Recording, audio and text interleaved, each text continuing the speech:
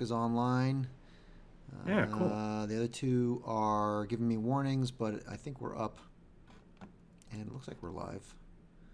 Yeah. Are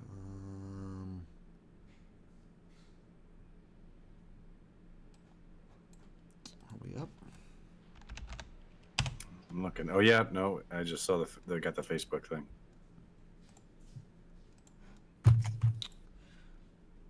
All right, great. Looks like we are up. So, Yeah. D, it is just a second. It just went 9:30 now. Look at this. We're going to start on time. So on time, like the big dogs do.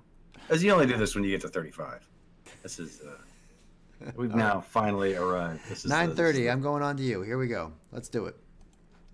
The time is now. The future is here. Very Dad Ideas is live in the studio or studios. You be the judge. Folks, it is 9:30 on a Tuesday night. That can only mean one thing. That 45 minutes of insane hilarity is about to ensue all up in this piece. Let's not that crazy. I don't mean to I don't mean to culturally appropriate all of the funny, but I think we're going to have to tonight in order to finally talk about an issue that is big and deep, and it's gone on long enough. Movie Solo. Finally watched it, and I believe I'm going to have to take back some of the things, some of the shade and bad things that maybe I might have been throwing at Solo, because the Autobots want it that way, and if they don't get what they want, people start getting hit by missiles.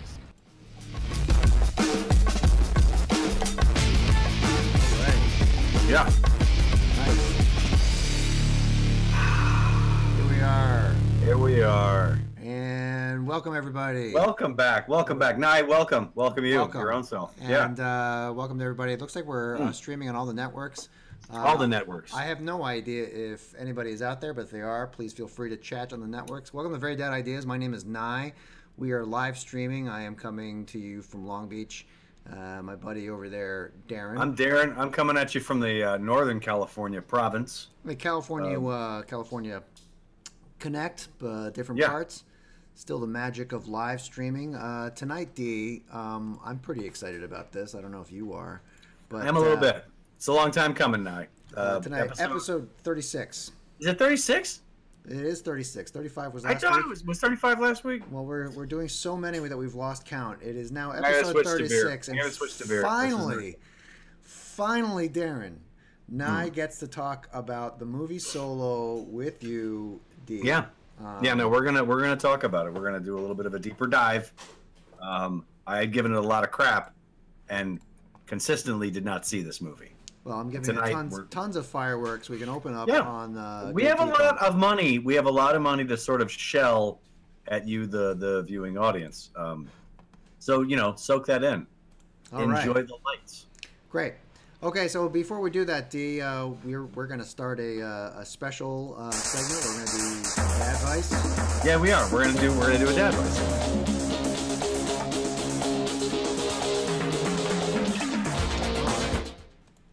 So Dad Advice, then our new Dad Advice format that we've been doing this one. We add a question, we throw it to our dad professional, who is Darren in this case, because I keep getting tagged with this. Clearly, I am not versed enough as a dad. Clearly, quite honestly, and this is the other dads and I were talking about this, but you're not ready. You're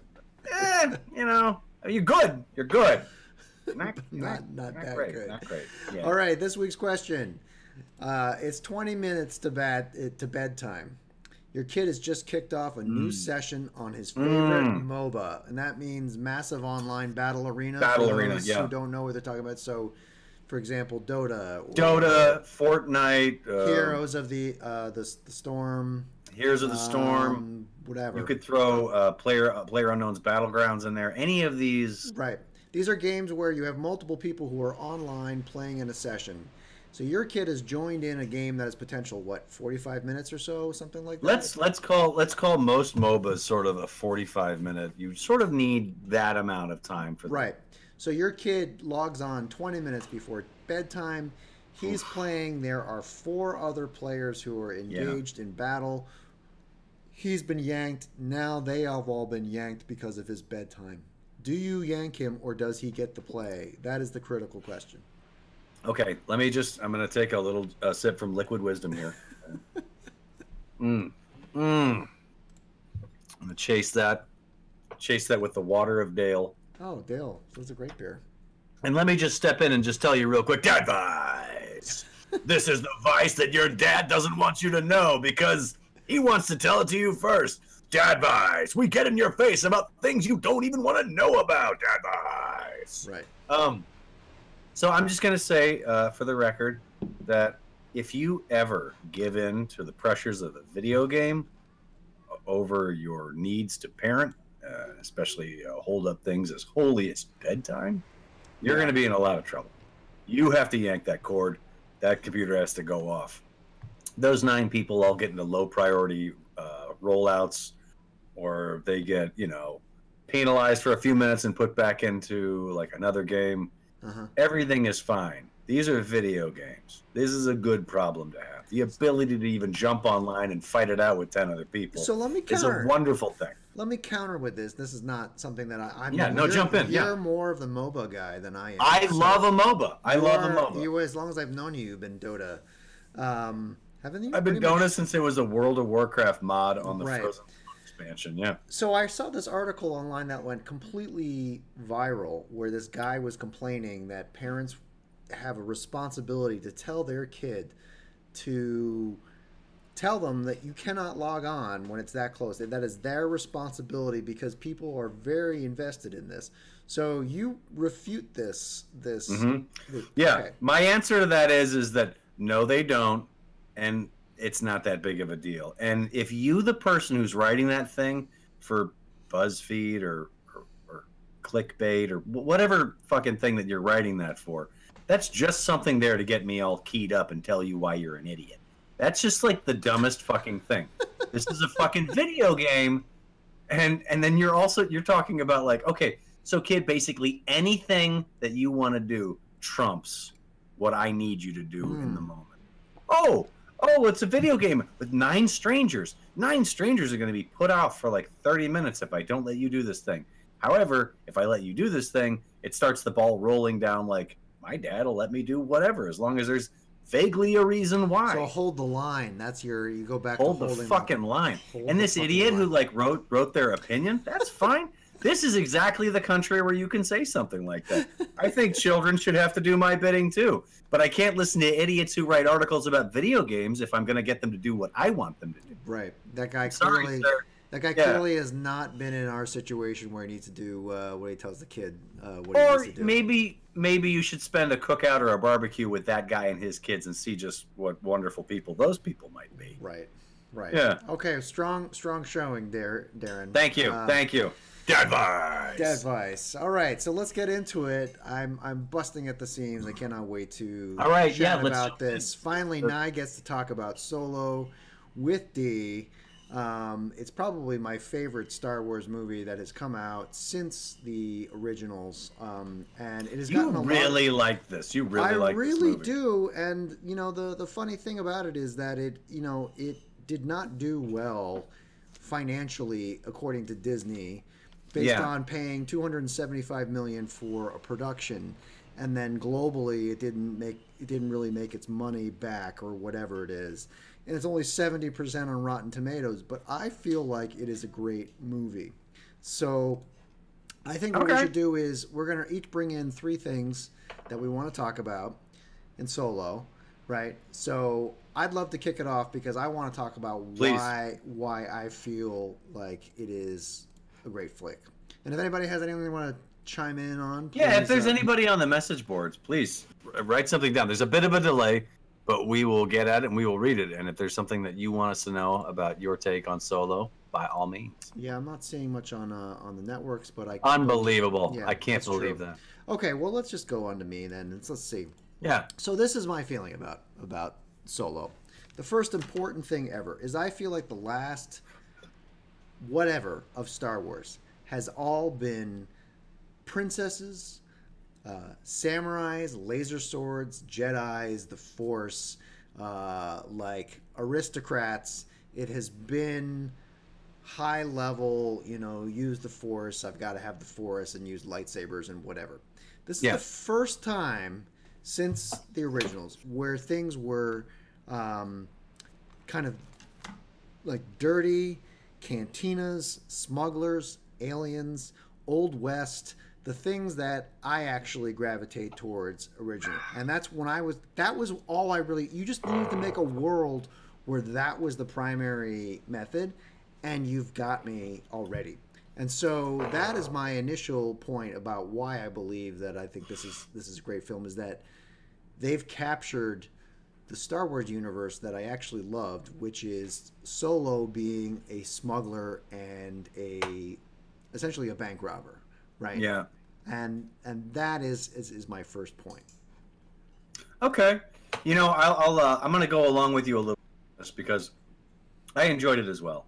And I thought that finally getting a chance to see just a bit of the seedy underbelly of Star Wars, which I agree with you was sort of what was attractive about it, was that there's this seedy underbelly, and then there are these princesses and these laser sword knight guys, and they do these things. Right.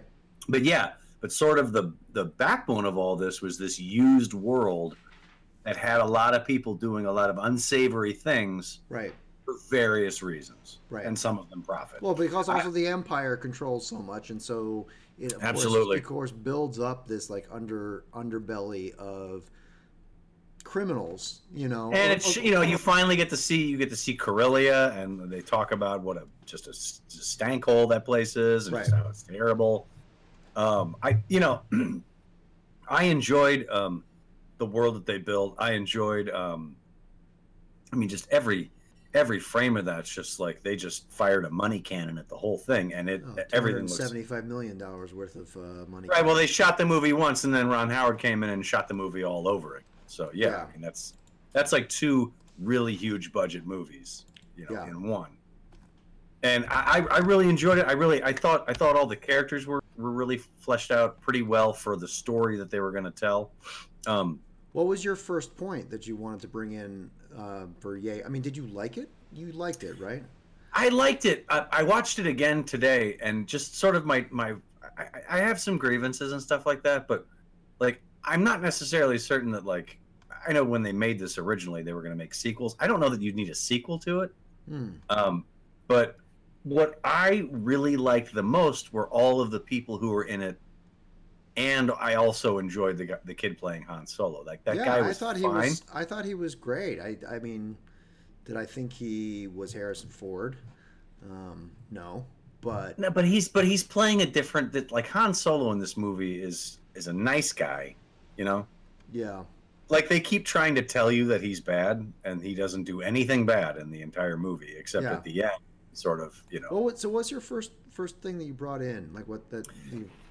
Okay, so my first thing is that the movie that I really want to see is called Boba Fett. And I feel like you could have done this whole damn movie under the Boba Fett sign. And Solo and Chewbacca could have been parts of this movie. And Lando could have been part of this movie, and Darth Maul could have been part of this movie. I don't know if I could have done that. I don't know. Like, I mean, yes, I love Boba Fett and all that. I just don't know if I could have done, a full movie on just Boba Fett. I feel like Han Solo is the strongest character in the Star Wars universe. At least for me, it was. I think it was premature. I think the problem here is that because this guy is not Harrison Ford, that I think what they needed to do was they needed to have this world, and I think that Han Solo, they needed a chance for him to sort of be in the movie and audition for the part of Han Solo. And if he nailed it in like 20 minutes of bits in the movie, then you do a Solo movie, because people just the brand itself, just having it be Solo wasn't enough to do it. Now, I've heard a number of things about like that and to counter that point, one of the things that I've heard is that it was a bad idea that was brilliantly executed. And some people are saying that, maybe Lando should get his own movie because he's proved that Donald Glover is badass, and people, find that to be appealing. And so that's kind of what your argument is that this kid needed to prove himself, and then only then would he be able to headline a movie in itself, Right. Yeah. I think sort of if you take the Lando argument and apply it to this, you see that it actually does work. Lando's not in this movie that much, but the parts he's in, he crushes. Oh, he steals the show, and Yeah, he steals the fucking show. So I would see a movie called Lando. I also would see wonder that. though if part of the reason why you had two directors that allowed the improvisation and the comedy to happen, and they were able to take those best parts, and then they threw it away, and then made Ron Howard do the execution on the Kasdan written parts.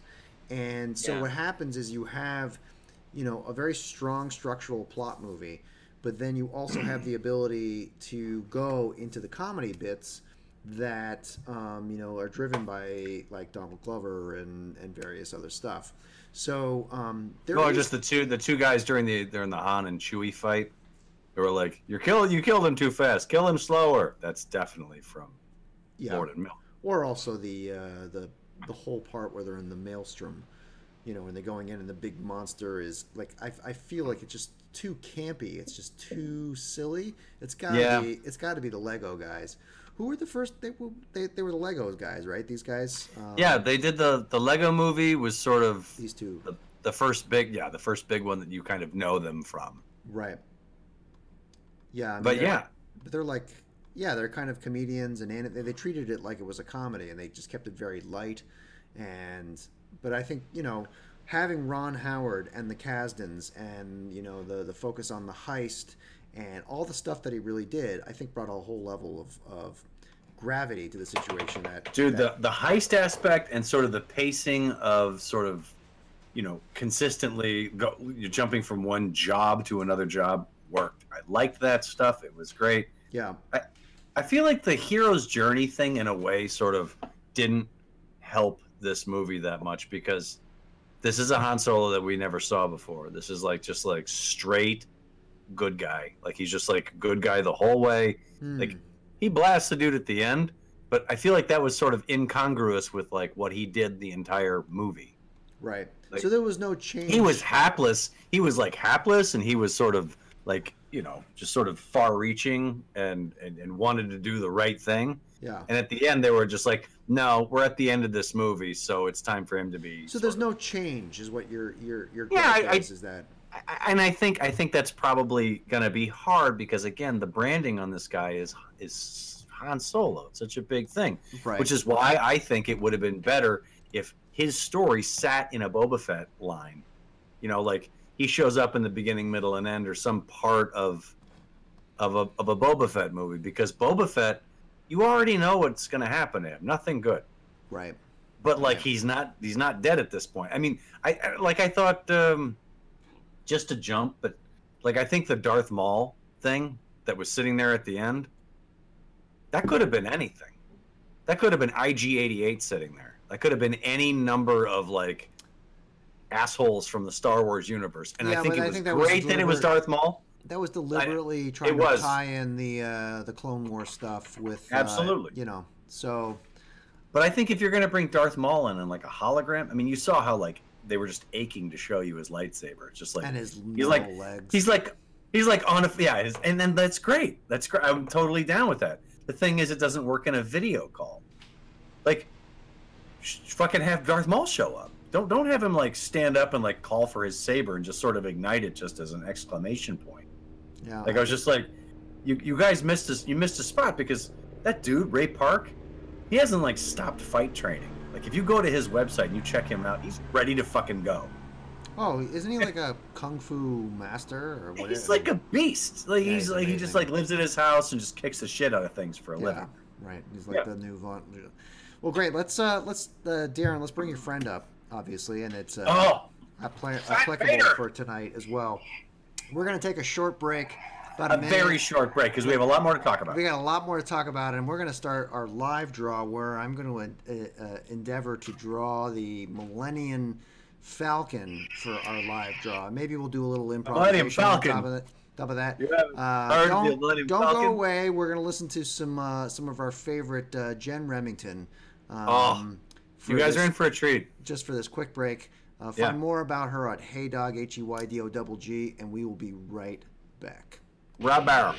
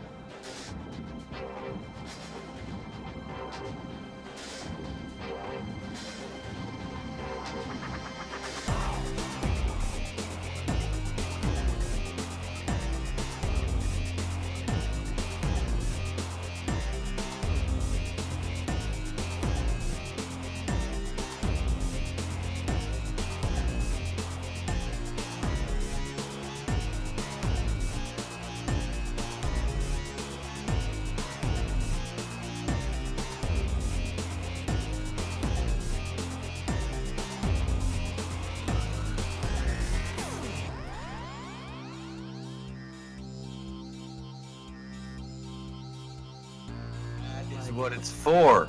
That is what it's for, Right. or a couple of fart jokes. That's what it works for. Absolutely. Okay. Well, let's come back. All right, D. So let's go into our live draw here. We're going to go into our main screen here. Main scroll. Okay. So I'm going to put this up on you. Make sure it doesn't block you too badly here. Did I see you move a Lego Millennium Falcon out of the way there? Yeah, it's gonna sit right, kind of like over your shoulder. I'm sorry, I have to use a reference point, right? Dude, no, they're gorgeous. But did I see that the price point on that was several thousand dollars? $9 trillion. God damn. All right, so should have gone in the plastic brick making business. So the Millennium Falcon has this big old thing here, right? And then it has this part that does this, and then the sort of front part is kind of like this. God, I'm so rusty and out of practice, but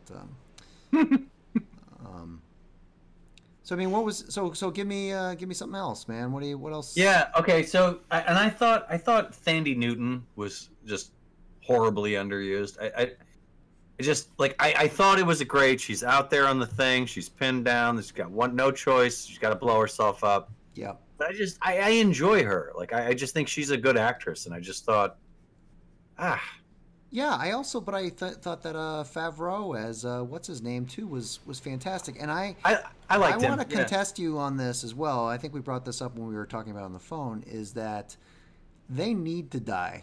Mm-hmm. They absolutely need to die because it's really important that Han Solo on his first. And in fact, if you watch the director's commentary or whatever, the extras on this, they talk about it's really hard to draw and talk at the same time. And talk. So they talk. I haven't watched the extras. They talk about that. But they need to establish that Han Solo. It's got to be critical that it's dangerous for him. He's choosing a life that is very hard to do. Live, to survive. To live, right. So that's a good point. I disagree with the. I mean, I think that part of the fact that Thandie Newton is great.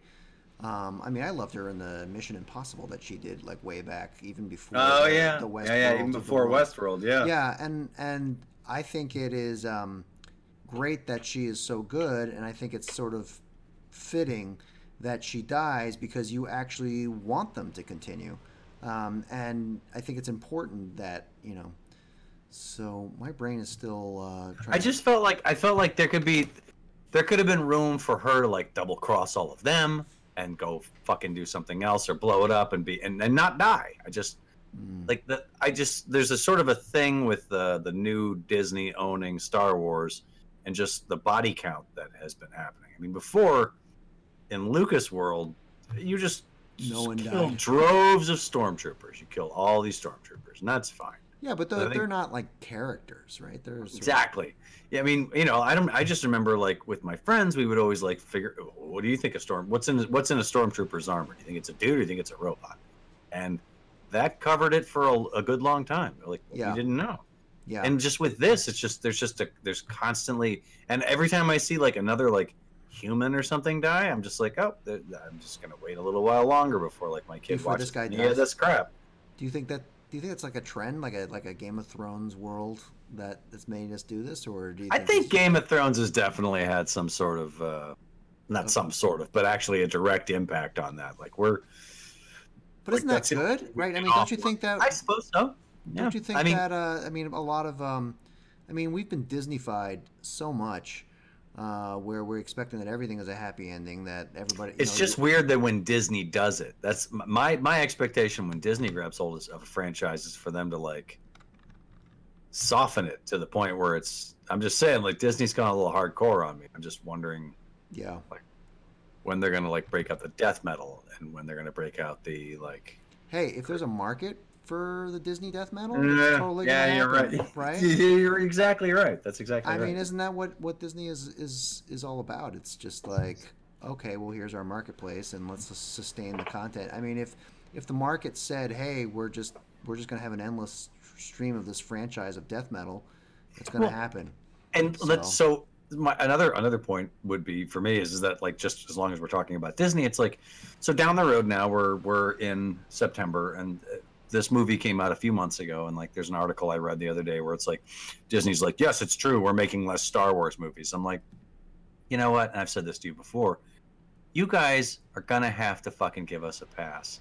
Make the same fucking amount of Star Wars movies, but you just can't expect us to just constantly be jumping out there and like seeing you release half of the fucking movies. Yeah, and you expect it to make $500,000. You expect every single one of them to. Right. I mean, I have $20 for your fucking movie. I just happened to buy it this time instead of seeing it in the theaters. Yeah, it wasn't because you have I didn't kids want to. and it's tough to get out of. Yeah.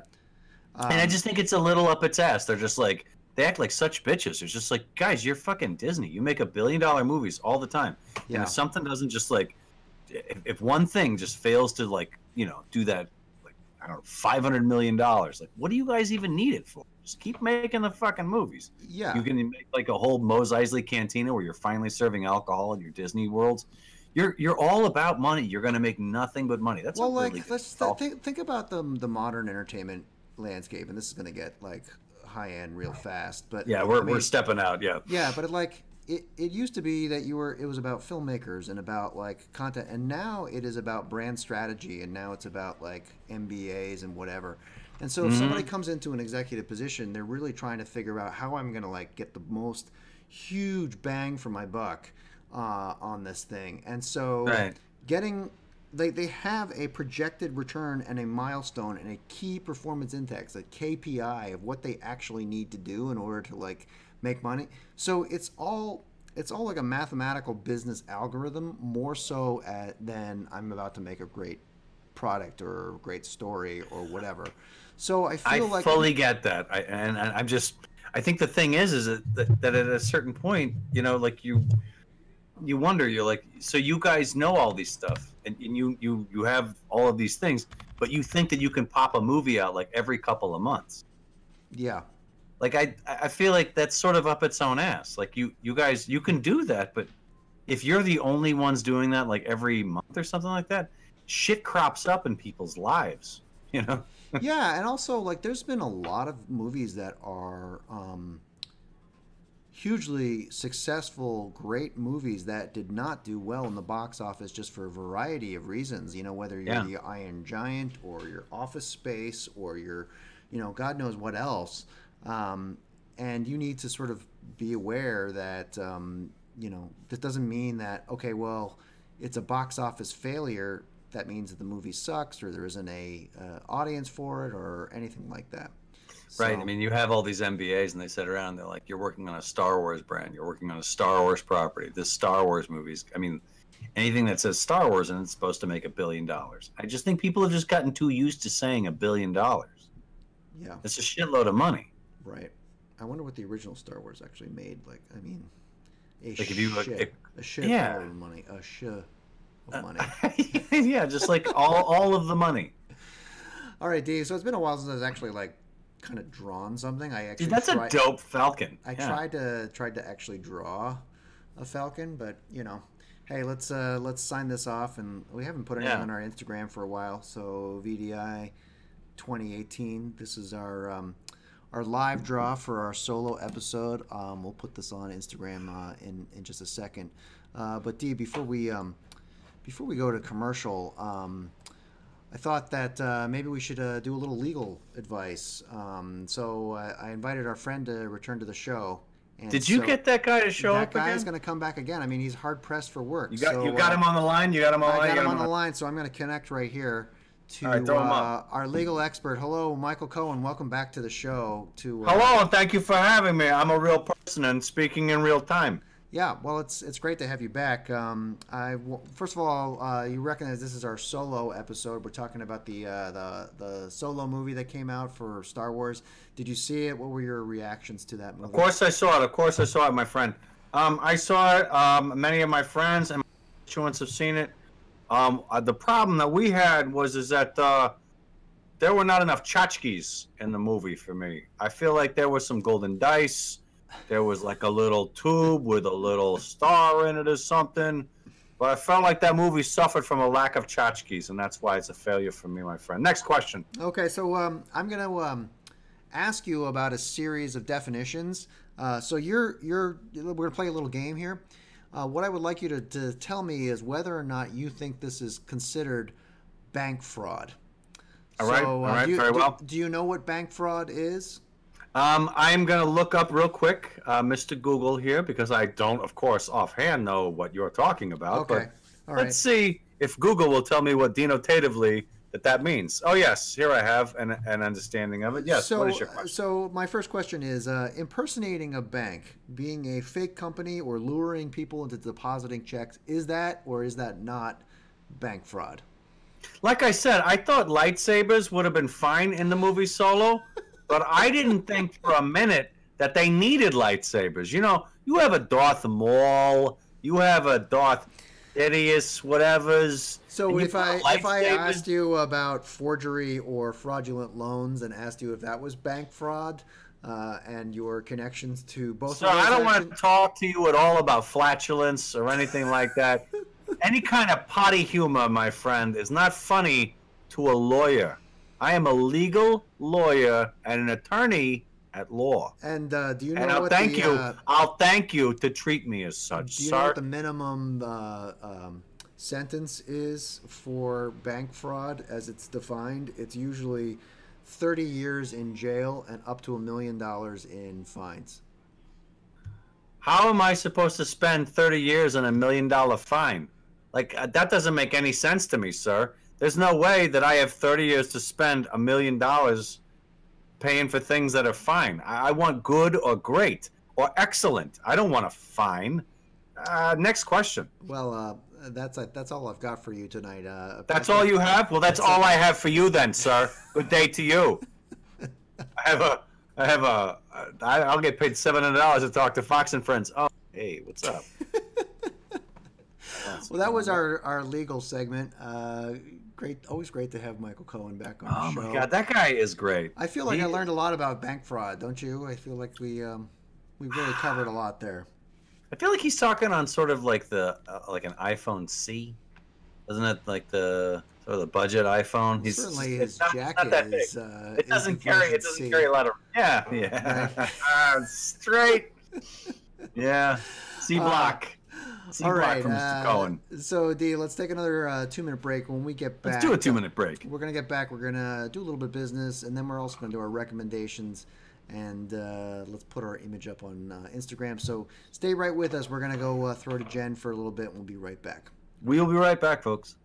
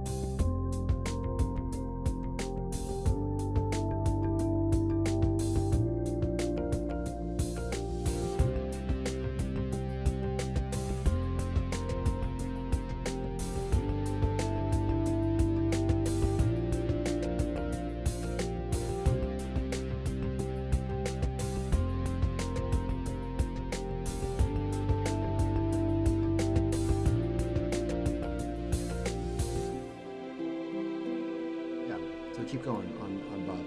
Yeah. Anyway, I was thinking about bringing Bob in on the show at some point. He's like busy for the next 3 weeks. Actually, I think this is one of the weeks. But I thought we might have a guest in the next couple. Yeah, he's a dad. Yeah. He's got 2. There's a guy who lives down the street that I feel like he's a writer and a dad that I might want to come in. So welcome back. This is that'd be great. Our third segment. Yeah. So you can follow us on all the networks. D, let me just do some business. Do a little meta for him, would you? While we're doing this. You can follow us at Very Dad Ideas, at Very Dad Ideas on Facebook and Twitter and Instagram and a bunch of other things. I'm going to put the Millennium Falcon up on our Instagram.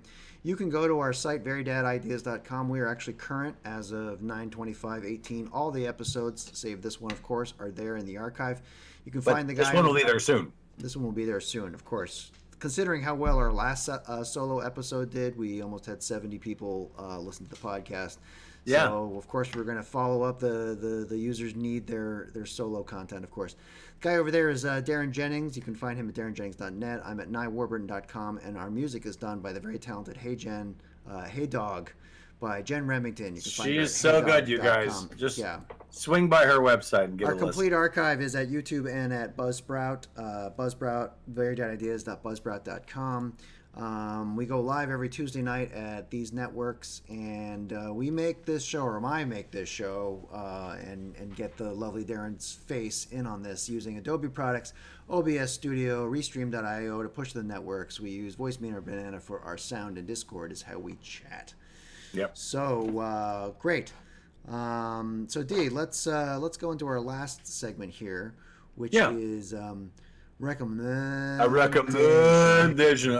So you've mentioned this thing to me twice I have. now. I'm up first. So let's do this. What do you got? Punch in Stickman on Google. Stickman on Google. Yeah. We got it. Yeah. Okay, Stickman Games, draw Stickman. Try Stickman, the movie prop.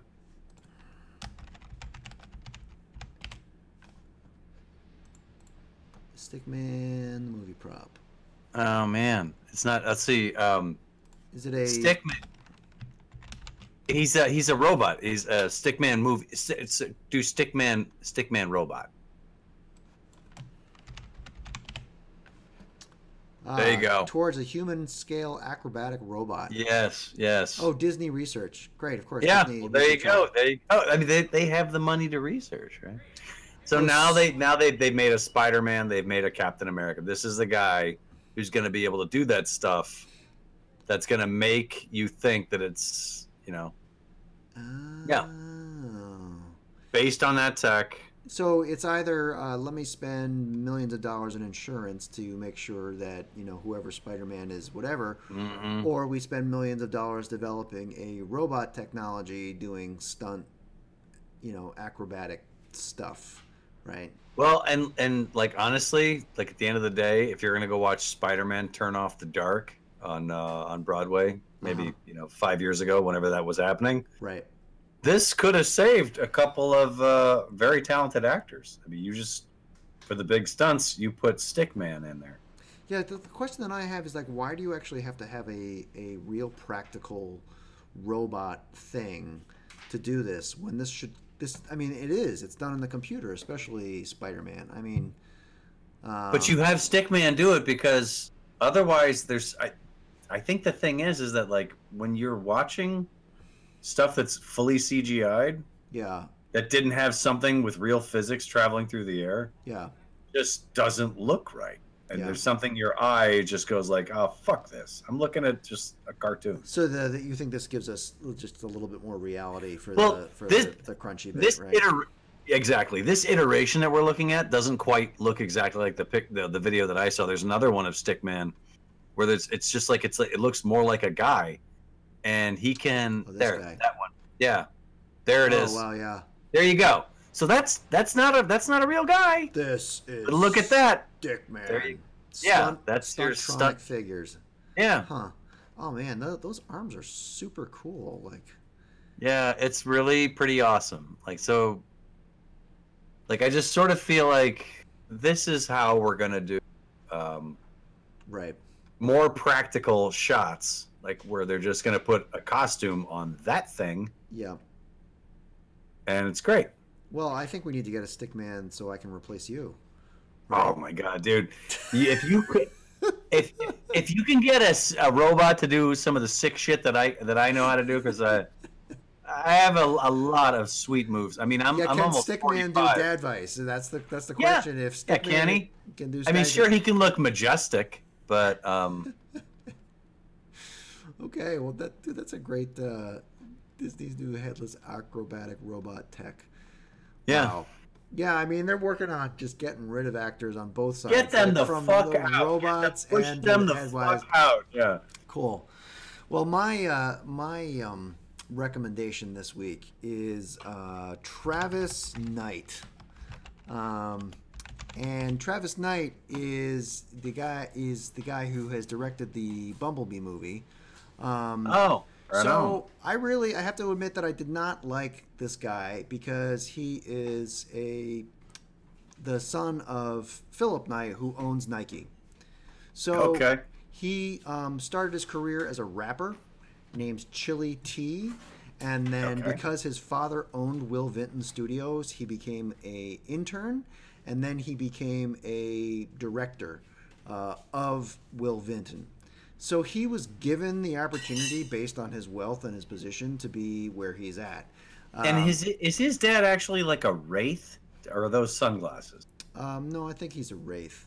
Okay, so, that makes sense. So he did a stop motion movie called the Kubo, or Legend of the Kubo, or whatever. He did Kubo, which was excellent.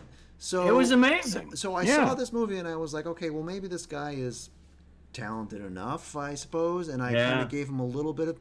But then I saw the Bumblebee trailer that was released. I'm sure you've seen this, Darren. I saw it. I thought I was watching the Starscream transformation very intently. The Starscream, and also Soundwave with ejecting Ravage and whatnot. So, I haven't seen that. I'm gonna look at that as soon as we're off this fucking show. That was the part that I went right onto. I was like, wait a minute, there's a Soundwave ejecting. So I'm giving Travis Knight a pass because I feel like, despite the fact that he has been in a privileged position to take on a very heightened creative role, he is using his power in a position to create the kind of content that people will actually He's using his power for awesome, and right, he might, as opposed to a Michael Bay bullshit, which is more Transformer nonsense. So I'm actually optimistic. Let me start sound wave. Ravage. Yeah, I just wanted to say real quick. I feel like if you've watched a Michael Bay Transformers movie, that's what he thinks of prostitutes. Is like your eyes are like a prostitute's eyes, and he just like rubs his dick all over the camera Literally, for like 2 bangs his balls. And you're just like, it's just like a sack hitting the camera, and you're just there, and you're waiting for it to be done. Oh, look at that! Is that fucking Soundwave from the new? That's from the spot itself. This is the spot, and he. God damn it! He pushes, and I hope to God he says "Ravage, eject" because he's Operation do a bunch of shit. Right, exactly. Operation kick his ass. Yeah. So, a guy who's bringing a real legitimate He's got the colors right. He has what those robots look like. He did it right. So let's give a little shout out to Travis Knight. He is the Nike Empire's son, but he's pushing things in the right direction, and I'm gonna give him a little bit of love despite his very privileged position. So yeah, and despite the beleaguered bullshit of that franchise in general, like I think. Yeah. Right? Were there 5 of those movies? Oh God, who knows? I mean, the one in Chicago was absolutely just complete utter. One of them, the newest one, dropped on Amazon a couple of months ago, and I think I mentioned it, in passing on one of the shows. It, like, if you couldn't watch it in like 10-minute increments, like while you were, say, eating your lunch over the course of like a few weeks, or folding your laundry or something, you would never. No one would ever watch those movies. And it's just so sad when somebody takes $300 million and they spray it on the screen and they're like, hopefully someone will get this movie watched, while they're doing their laundry or eating like a piece of chicken just for a second. And then like, I don't know. It was just so like, I feel like they like sort of threw out whatever script they had like 6 or 7 different times. But yeah, Bumblebee, if they're actually going to go back to like what those robots are supposed to look like. Yeah. Excellent. Great. Wonderful. Well, I hope you're eating chicken or folding laundry while we've finished this show. This is tonight's episode. This is episode 36D. 36. I think it was a great one. I had a lot of fun. Please follow us. It was as good as 4 of our number 9. That's True. Please follow us at Very Dad Ideas. Come and join our live hangouts on 9:30 Tuesday night. That's Pacific time. That's California time. And then subscribe to us wherever you want to get your podcasts to. We do have a small but loyal podcast following. We do. We will see you next week. Same dad time, same dad channel. Dad channel. And we'll take it from there. All right. Thanks for joining us. Good night, Bye. folks.